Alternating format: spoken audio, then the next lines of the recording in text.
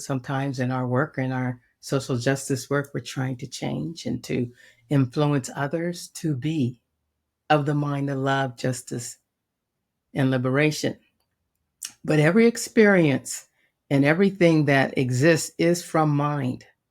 And so, therefore, we worked with our mind, we work with our individual and collective mind in order to access the love and justice that exists just right alongside the mind that causes us all the suffering.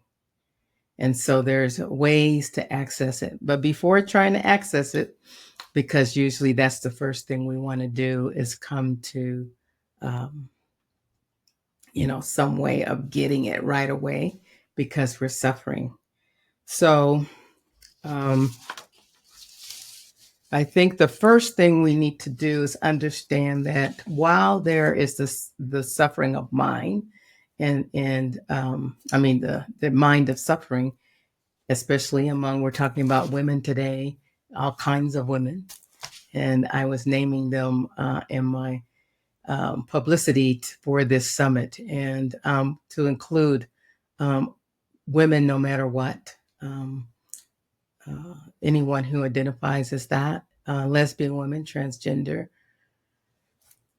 name it, whatever your identity is of mind, and it is an experience of life that must be considered and must be loved and must be cared for and must be a part of all justice movements and all movement of liberation. And so inclusion to the nth degree may sound easy, but it's hard in practice. And so many of us, if you stop and thought, who do you leave out, in your ideas of love and justice and liberation? Who do you leave out?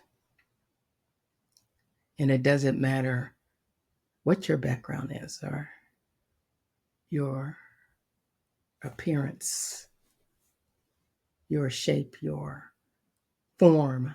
It doesn't matter. Who do you leave out?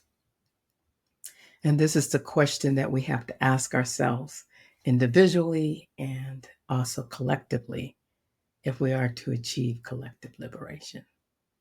We have to be honest first with ourselves.